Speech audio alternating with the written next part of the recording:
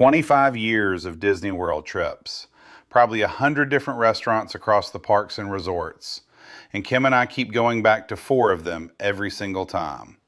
3 of them you have almost certainly heard of. The 4th one is our most personal pick, and by the time we get there, you will understand exactly why I am sitting where I am right now. Restaurant 1, Beer Garden, Germany Pavilion, Epcot. This is our first day tradition. When Kim and I stay at the Beach Club, the Boardwalk, or the Riviera, Epcot is almost always our first park, and dinner on that first night is almost always the Beer Garden. The Beer Garden is set inside an authentic German beer hall. Long communal tables, warm lighting, the feel of an actual beer garden rather than a Disney recreation of one. Live entertainment every hour with a German band. The food is buffet style and genuinely good, solid German staples that hold up to any scrutiny. My personal recommendation, start with the beer cheese soup and pretzel bread and order a Schafferhofer, the grapefruit beer. If you have not had it, it is one of the better discoveries in the World Showcase. Refreshing in a way most beers are not, especially after a full day in the Florida heat. Part of why this works so well is a first day dinner. When we stay at an Epcot resort, we walk about a quarter mile through the International Gateway, the back entrance between the France and United Kingdom pavilions, and we are inside the park. No bus, no monorail, no long walk from the front entrance. Dinner, some evening atmosphere in the World Showcase, and back to the resort. The perfect arrival day. Reservation strategy.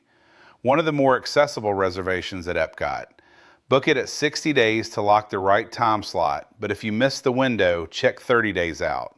Availability is usually there. Restaurant 2, Cape May Cafe Breakfast Beach Club Resort.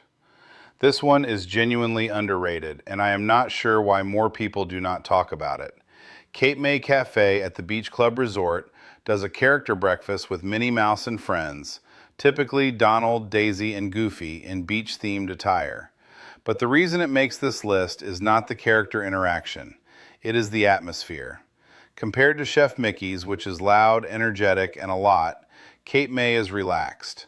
The characters take their time at each table. Kids get real moments instead of rushed photos.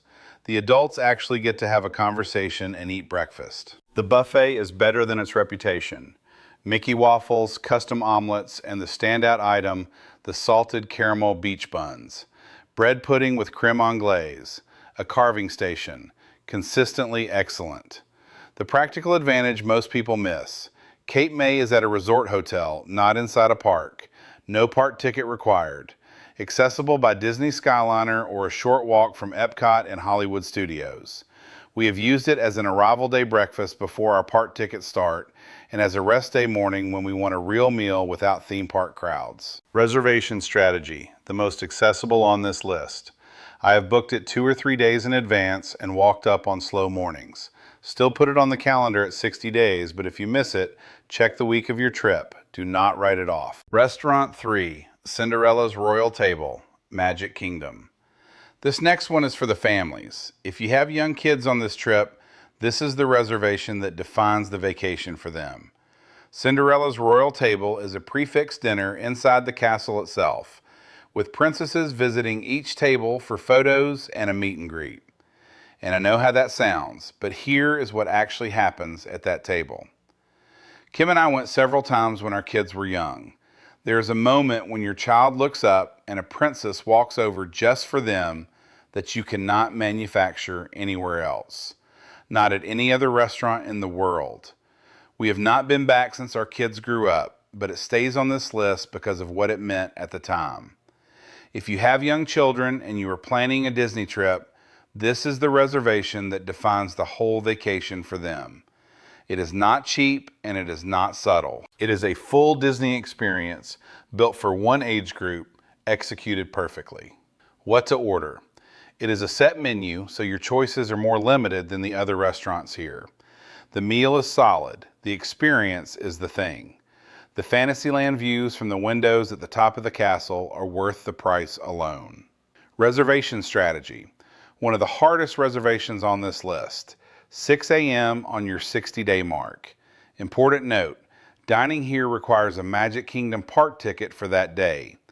Book your reservation and your ticket for the same day and confirm both are linked in My Disney Experience. Restaurant 4, Le Cellier Steakhouse, Canada Pavilion, Epcot. I told you at the start of this episode that the fourth restaurant is our most personal pick, and that by the time we got here, you would understand why I am sitting where I am. Behind me, downstairs, is Le Cellier Steakhouse. This is Kim's favorite restaurant at all of Walt Disney World. After 25 years and more meals than I can count, that is not a small statement.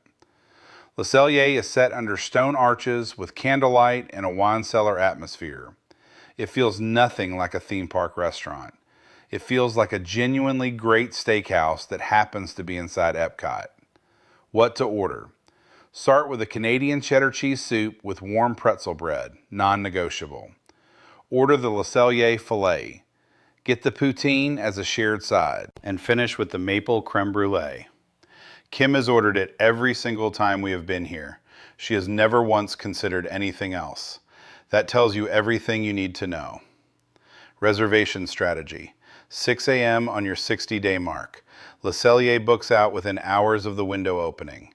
If you miss it, check it 30 days, 14 days, and the week of your trip. Cancellations happen. It is worth checking every few days if you really want it. This is the best date night restaurant at Walt Disney World. If you are a couple celebrating an anniversary, a birthday, or just a night that is yours, this is where you go. Kim would not let me close this list any other way. The Quick Service Guide, where we actually eat the rest of the week. We do not do table service every night. Here is where we go when we want a great meal without a reservation. Hollywood Studios, ABC Commissary. Wide range of choices, reliable food, and critically, air conditioning.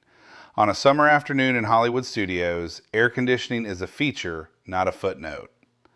Magic Kingdom, Casey's Corner for hot dogs and fries. Classic, exactly what it should be. Or Cosmic Rays for burgers and variety.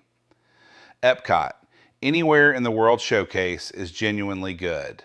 Our specific picks, the fish and chips window in the United Kingdom Pavilion, simple, excellent, the right amount of food for a walking lunch. Sunshine Seasons in the Land Pavilion for variety without a reservation. And my personal favorite that most guests walk past entirely, the Tangerine Cafe in the Morocco Pavilion. The shawarma platter and hummus are as good as anything in the park, the line is short, and the seating is shaded. Nobody goes there. You should. Animal Kingdom Flame Tree Barbecue. Get the barbecue-loaded fries. Eat outside overlooking the water. One of the best quick service settings at Walt Disney World. Disney Springs, the food trucks for variety. Polite Pig for barbecue. Earl of Sandwich when you want something simple and consistently good. We have ended many Disney Springs evenings with an Earl of Sandwich and no regrets. Next Saturday, the Disney planning mistake that cost Kim and me an entire park day. Not an inconvenience, a full day gone because of one decision we made 6 weeks before we left home. And the single rule we have followed on every trip since that makes sure it never happens again. 25 years of Disney dining produced this list. If you are planning a trip and want to know which reservations are worth the 6 a.m. alarm based on your family, your dates, and your kids' ages, that is a free 15-minute consultation and it changes the whole week. Link in the description. Disney Saturdays every week. I am Mark from Adventures by K&M, and this is Disney Saturdays.